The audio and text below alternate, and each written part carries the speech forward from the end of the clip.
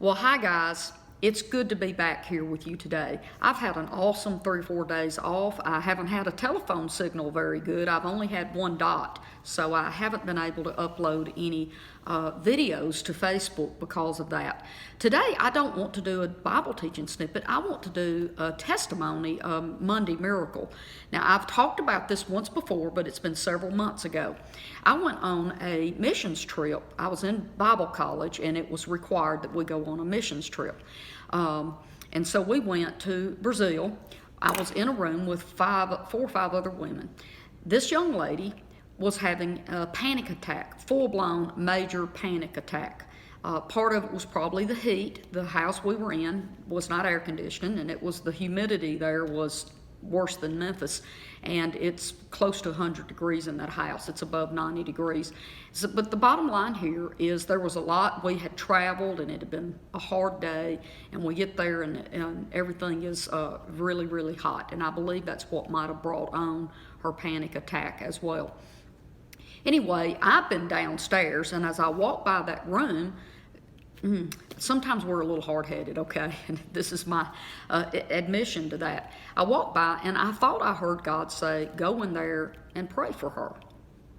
And I looked, and there's 4 other women around her, and I thought, oh my goodness, she's fine. They've got this. They are just as full of God as I am, okay? And I took a couple more steps, and Holy Spirit told me again, go in there and lay your hands on her. So I'm like, oh, okay, that really was you, not me. So I went in there, and guys, the minute I laid my hand on the girl, now she had her eyes shut. She didn't know who I was or anything. I just laid my hand on her, and immediately she settled down.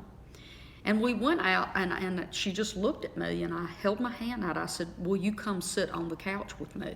And she's like, yes. And so we go out of the room, and we sit on the couch together. And when we sat down, God told me to ask her if I could hold her hand. So I did. And she said, yeah. And then as I held her hand, I said, would it be okay with you if I prayed in tongues over you?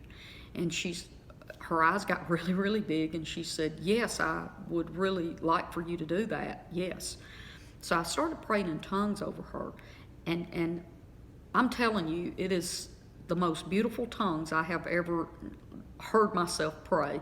The Holy Spirit, He was working through me, speaking to her, and she understood in English, her own language, everything that God wanted her to know. And I didn't know what God was saying to her.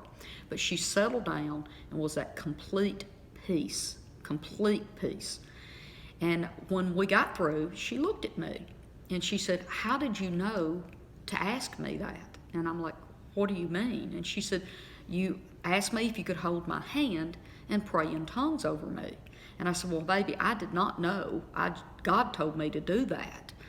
She then tells me that it had to be God because that's what she would do back in the States when she's with her mom, when she has a full-blown panic attack, which she's had since she was a little bitty girl, by the way. Her mom would ask her, can I hold your hand and can I pray in tongues over you? And that's exactly how her mother would settle her down, and it always helped her. But here's the miracle. You ready? This young lady, as of today, has never, ever had another panic attack. This young lady suffered with panic attacks all of her life, and she has been set free, completely free, for over 3 years now. And guys, I'm just telling you, God will work with and through you if you're open to His power to help other people. And not just other people, but for yourself as well. Now, I just want to say this, okay? The situation that I worked in on that missions trip was horrendously bad. There was a lot of issues there, a lot of problems, and even through a lot of contention and strife and jealousy, and forgive me for saying this in public, but it was absolute poor leadership on that trip. But what I'm getting at, okay, that's not the main subject here. The main subject here is that God will do His very best to overcome all of those human, fleshly, bad stuff that's going on, all this junk that people get caught up in. He will try His best to work through someone, to heal, to set free. Remember last week I talked about the meaning of the word sozo. The word sozo in the Greek means to save, salvation, what we call getting saved or born again. But sozo means to save, to heal, to provide, to protect, to set free, to keep safe and sound. So God will do what He can do through people who are willing, even in the worst cases that you could ever come upon. I have another miracle story where I carried my ventriloquist doll and a little boy got set free. I might just add that tomorrow to my snippet and do a Tuesday testimony as well. So guys, I'm going to sign off here today, and I hope this blesses you, that you know that God sets people free today.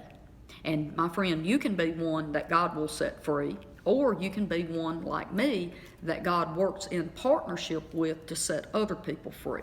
But He's real and He's working. The big question is, are we willing to allow Him to work with and through us so that His kingdom can come on this earth as it's already being done in heaven?